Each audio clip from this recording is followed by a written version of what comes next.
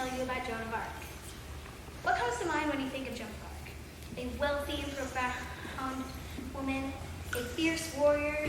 Well, in reality, Joan, who was from a poor family, could not read or write. And although she was a strong fighter, she never killed anyone in battle. And she was from a small village called Domremy in northeast France. An extremely dangerous war had been going on for almost a century. She had an intriguing childhood and heard the voices of saints as a young girl. During battle, she was an extremely inspirational figure. Surprisingly, even though she owned a sword, Joan usually chose to fight with her banner because it protected her from having the ability to kill someone.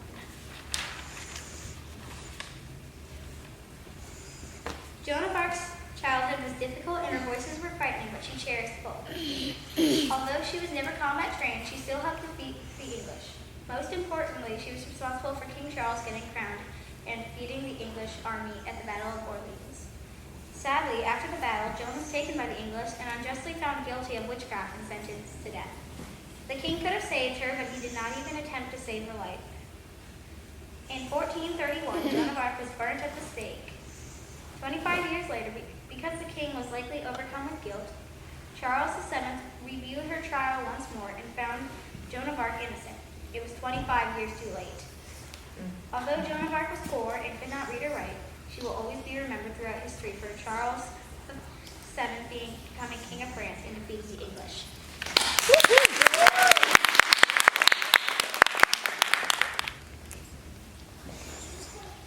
Hi, my name is Eric, and I'm here to talk about the great inventor Leonardo da Vinci. As you know, one of the most famous people of all time amazingly came from the lowliest of circumstances. Fascinatingly, Leonardo da Vinci was one of the most famous scientists, artists, as well as inventors of the Renaissance. Sadly, he was born in 1452 as an illegitimate child. His mother was a servant and his father a lawyer. Despite this, Leonardo quickly made many scientific discoveries, measuring tools and methods for experiments. He was a lively artist from childhood who outdid his master. What he was most well known for was his inventions and how many he created. In addition to the rest of Leonardo's talents, he invented things ahead of his own times. He both made and improved machines that fill up many of his sketchbooks. Some of these we can still see today. He invented methods, he invented tools, he invented flying machines. One of Leonardo's many dreams, which people thought was crazy, was man flying. He studied birds' structures carefully. He invented a parachute, flying screw, and two extraordinary man-powered flying machines. When he thought it would work, he tested his bird-like man-powered flying machine. But no one knows the results of this experiment because there were only 3 witnesses. Leonardo's flying screw led to the first airplane. We can appreciate Leonardo's great inventions that we still see today. Every day, people use Leonardo's scientific method, which helps us discover new things. Most of Leonardo's extraordinary paintings have survived, and you could go see them in Italy. Since Leonardo was so ahead of his times, we can see how people have freely built off of his ideas. Most significantly, Leonardo's terrific, awe-inspiring inventions have changed our lives. What if this great inventor never existed? Our lives would be much more different. Our great inventor of the Renaissance left us with some unparalleled paintings, inventions, and useful tools to look upon in awe. It doesn't even matter what circumstances you are born into. You just need to have a dream and a will to accomplish great things. It is the surmounting difficulties that make heroes. This quote by Louis Pasteur means that he believes he is only called a hero because he worked through difficulty and took the time to do it. Louis Pasteur is known as a researcher of infectious diseases. When he went to college, he got a degree in science and became a science teacher. Not long after that, he specialized and earned degrees in physics, chemistry, and mathematics. At the University of Strasbourg in France, he became a chemistry professor. He was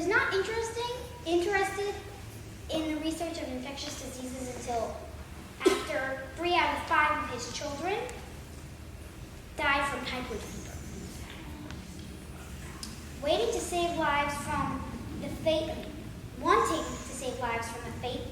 that his children suffered, he devoted most of his time and effort to learning about infectious diseases.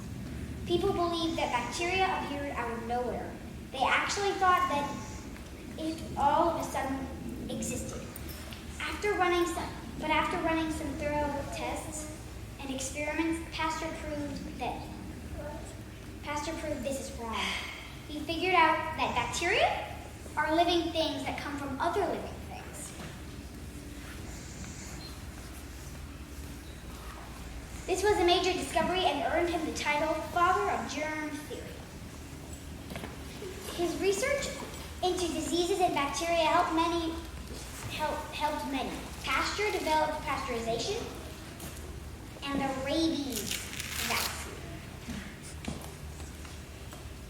vaccination. He was able to accomplish these things through studying germs and bacteria. Milk, juices, and wines and cheese go bad when bacteria and mold develop inside. Pasteur found a way to make it safer to eat and drink.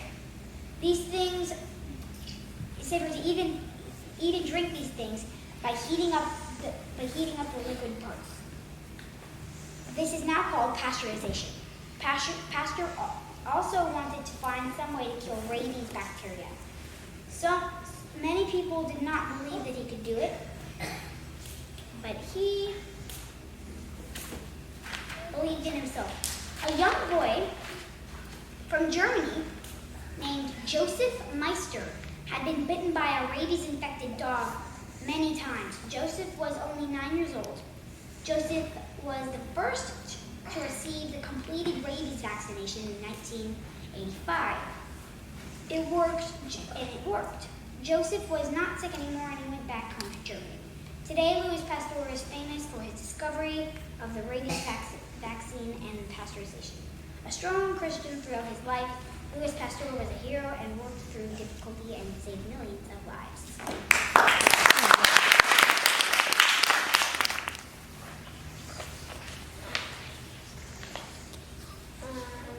Who was Isaac Newton? Isaac Newton is considered to be one of the most prominent scientists who ever lived. He eagerly studied physics, mathematics, and astrology. He is most famous for his discovery of gravity, and some other universal laws follow along as we gravitate, like an apple gravitates toward the earth. In the direction of Isaac Newton's greatest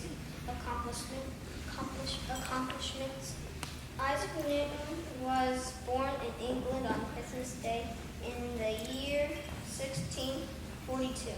From the age of 12 to 14, Isaac Newton attended grammar school. Then in 1659, Isaac had to leave to help his widowed mother on the family farm. Isaac Newton was not the slightest bit interested in running a farm, and he resolved to attend school again. More in-depth biography would reveal how tragic Isaac's early years were. But this paper is meant to reveal the birth of him and his discoveries.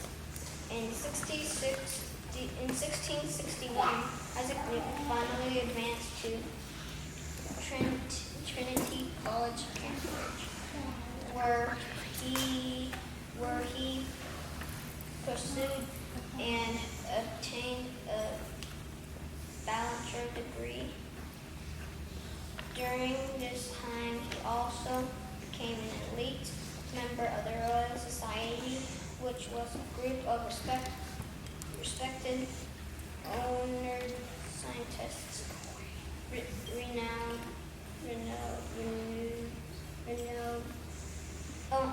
scientists.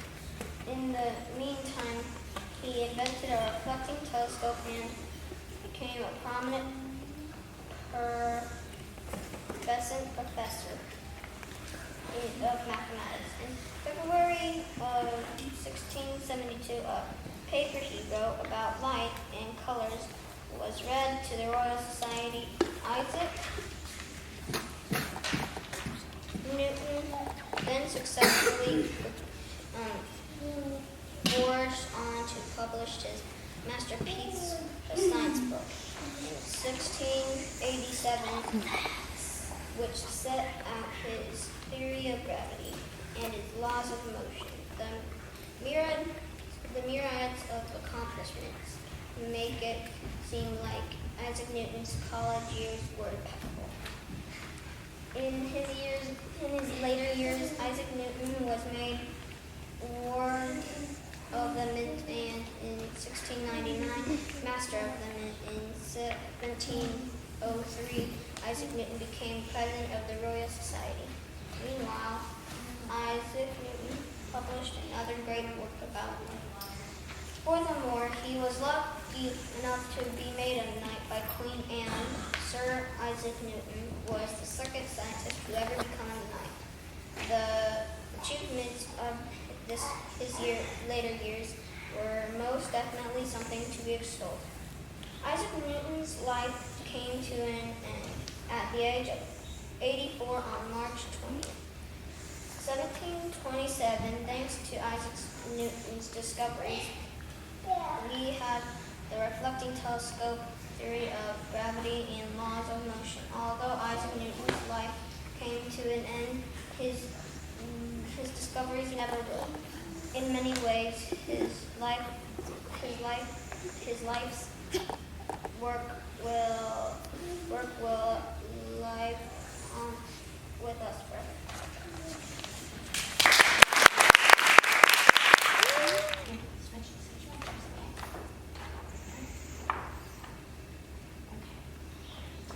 I was born in 1638. Oh, look at this picture of me as a baby. Wasn't I adorable? I grew up like the son of any other king, but was mostly taught manners and all about the Catholic Church by my tutors.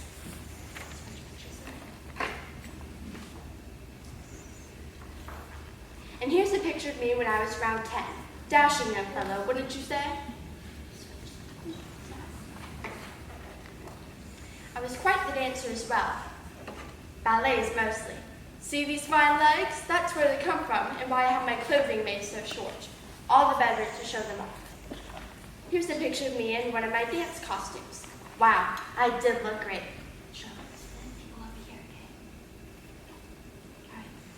I became king when I was 5.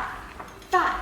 Yes, my mom helped me for a number of years, along with our advisor, but when I turned 13, I was ready to rule France on my own, with a little help from Cardinal Mazarin. Nice guy, but he died. So his friend Jean Colbert became my financial advisor and helped me out for many years. Together we ruled all of France. Rather, I ruled it, but he helped greatly. Good brains, that one. He figured out how to make the money, and I figured out how to spend it. And oh, did I spend it.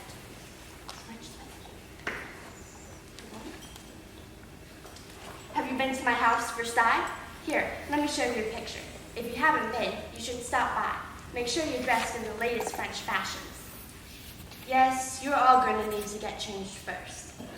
Today I'm wearing my ermine cape, gold chain and medallion, my gold cane, and don't forget your mule shoes. Of course, yours won't have gorgeous red heels like mine. That's only for royalty and nobility. But maybe you can wear your diamonds? I wear pounds of diamonds all the time. You just caught me before I was finished getting dressed. Versailles is fabulous. Give yourself plenty of time. It has over 10,000 rooms and acres of gardens through which to stroll. Just look at this design. And don't forget to visit the Hall of Mirrors. And don't forget to visit the Hall of Mirrors. These are the finest mirrors you have ever seen. Never before has there been a mirror tall enough for a man to see his entire body in at one time. It is just a grand experience. And don't miss the paintings on all the ceilings. Yes, there are many, all surrounded by gold.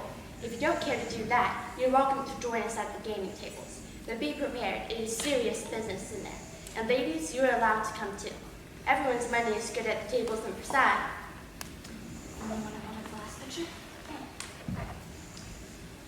Oh yes, here's a picture of my wife, Marie Therese.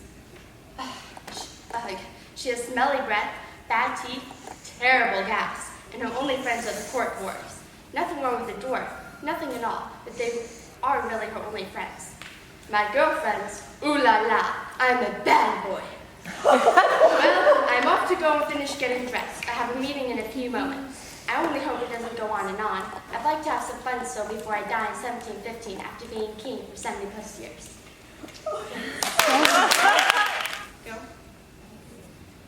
Hi, my name is Ashford Couch, and today I'm going to tell you about the Battle of the Bulge. In 1944, my great-grandpa, Harold B. Welly, a private in the United States Army, fought the Battle of the Bulge. Before he left to serve in World War II, he was a farmer who had just got married on the way, with a baby on the way. He served 4 years in the Army and was sent home after being shot at the Battle of the Bulge. On December 16, 1944, while the Allies were in the cold, snow-covered Ardennes forests of Belgium, they thought the European war was over. Hitler of Germany decided to do a Hail Mary 6 months after the Battle of Normandy. Their formidable fighting force surprised the Allied troops by attacking the U.S. line near Bastion, creating a bulge into the Allied lines. There are approximately 600,000 Allied troops that include the United States, Britain, Russia, and some French soldiers who brutally fought against the German tactics. The Germans had 200,000 men, including a special force pretending to be U.S. soldiers. The battle was called the greatest American battle ever fought because small pockets of U.S. troops were able to hold off the German blitzkrieg. The Allies won using light tanks against German heavy tanks who were cut off from their fuel supply. They no longer used their war machines. A month after the Allied troops were surprised by the German attack, the battle was over. In 1945, the Allies took Germany and ended the war in Europe. After he was shot at the Battle of the Bulge, my great-grandpa returned home with a Purple Heart, a medal from the U.S. Army, because he was wounded in combat. He returned to his little family and life as a farmer. Doctors were unable to remove the shrapnel from his chest. He lived a full life and had 7 children with his wife, Margaret. The shrapnel from the war took his life 35 years later, 1979. I am honored by my great-grandpa's bravery during his service to his country during the Battle of the Bulge. So, these, the ones that are standing in both of these, that one's him, and including that one is my grandpa. I think these two are the same people, I just don't know. I think they're friends. These 2 tanks, that's the tank that he was the gunner with. This is the same type of tank. They're both called M3s. This is a Sherman, and this is how it shows that the line used to be, the Allied line used to be right here, and then after the Bulge, it went all the way back here. I'm done with my presentation. Hello, my name is Samuel, and I will be telling y'all about Marco Polo. Marco Polo is the most famous man who ever traveled the world. He was born in Venice, Italy, but didn't stay there long. He devotedly visited many different countries and witnessed all sorts of new animals, inventions, and advanced cures for diseases. Marco Polo was born in the year of 1255 in Venice, Italy. His father, who was a wealthy traveling merchant, wasn't there for Marco's birth. When Marco was 3 years old, his mother died. He was raised by his relatives. Sadly, Marco did not get to meet his father until many years later. Marco began his travels with his father and uncle when he was 15 years old. During their travels, Marco kept a journal to record and draw the new and exciting things that he saw. Traveling was fatiguing. Some days they had traveled as much as 20 miles and other days as little as 5 to 6. They rode on donkeys and camels and often traveled with other merchants for safety. The Polos traveled many places. They trekked through deserts, forests, grasslands, and more. They endured weather hardships such as sandstorms, rain, wind, and the burning sun. The Polos visited China, where they met the Kublai Khan. This respected leader asked the Polos for some of the holy oil of Jesus, for he was considering the Christian faith. So Marco and his father and uncle went to Jerusalem to fetch the holy oil. This happened in 1271. The Kublai Khan blessed the Polos in many ways. One very special thing he gifted them with was a pazen, which was a golden tablet that signified a VIP passport. Their trip to China and their relationship with the Kublai Khan is their most famous adventure. But the Polos also visited many other places, such as Turkey, Armenia, Baghdad, and the Black and Caspian Sea. Just a minute. Many people thought that Marco Polo was a liar because of the many and strange and foreign inventions that he told them about from his travels. He told them about new ways to cure diseases, about using oil for life, about gunpowder, and the many unique animals he saw. Later on during his travels, Marco was captured and put in a prison cell. He happened to be imprisoned with a very famous writer, Rusty Shelley. Marco dictated his experiences to Rusty Shelley, who wrote a book for him. The book became very famous. The book is called The Descriptions of the World. If not for his imprisonment, this crucial book of Marco's traveling experience would have never been written. We would not know of his travels like we do today. Marco is known for his dangerous travels. We are thankful that we get to learn about them even today.